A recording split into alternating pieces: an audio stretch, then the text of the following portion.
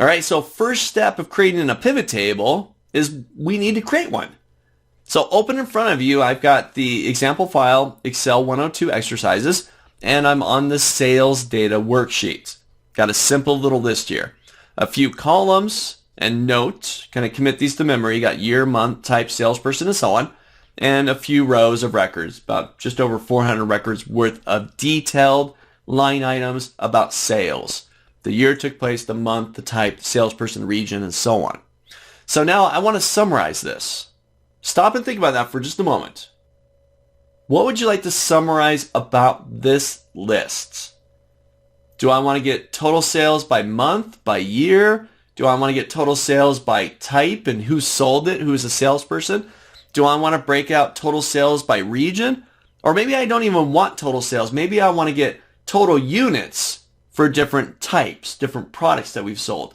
Whatever it is, you're going to create a pivot table to create this summarized set of data. Take a look. This is how you create a pivot table. So I'm first going to click into my list. Doesn't matter where, just as long as you're in the list. That's step one. Step two, I'm going to go up to the Insert tab. On the Insert tab, you have a section called Tables. My very first option there is Pivot Table. I'll give that a click. Wants to know a little bit of information. Wants to know where my data is at. Now, because I already clicked into my list, it should already have it there. A4 to H448.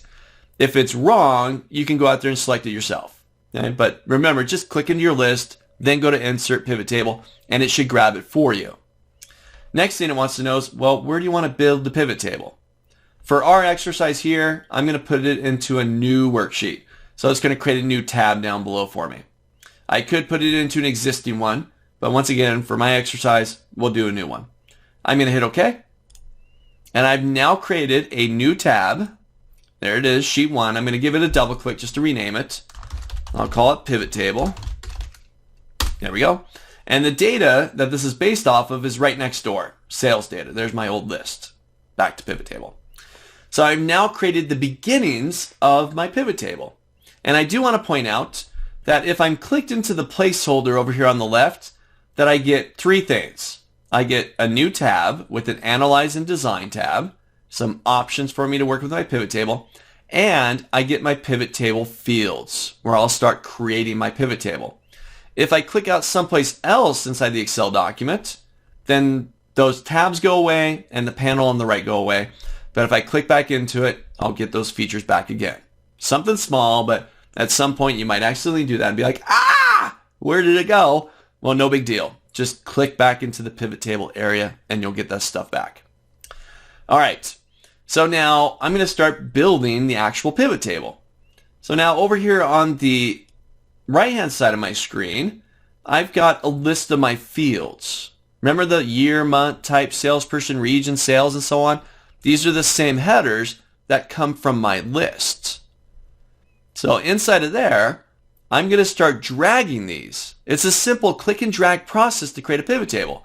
I'm just going to drag them into one of 4 areas down below to start building this little summarized spreadsheet based on that list of 400 plus records.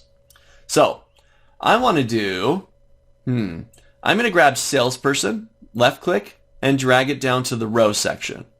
As soon as I let go, right away, Excel is starting to build my pivot table. And it's already summarized. It's got my 1, 2, 3, 4, 5 unique salespeople. Well, now, what do I want to know about those salespeople?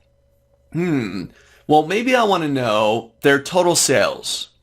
So I'm going to go grab sales, drag that down to the value section. And through just a couple of click and drags, I now have a total sales report by salesperson. Oh, you know what? Salesperson, I don't want salesperson. I'm going to grab that one and drag it back up. You know what? Oh, there's a grand total of sales. That's nice. But you know what? I want to know type. How much did we sell of each type of product? So I'll grab type and drag that down to rows. And now I've got a total sales report for different types. It's that simple. And this is one of the reasons why I love pivot tables so much, because they're simple to create. Click and drag. It does the work for you.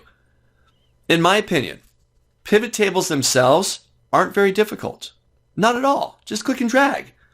The most difficult part about pivot tables is deciding what it is that you want to report off of. How do you want to lay it out? But once you know that, just click and drag.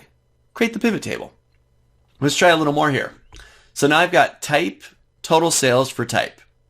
I want to break this up by month. So I'm going to go grab month, and I'll drag that down to the column section.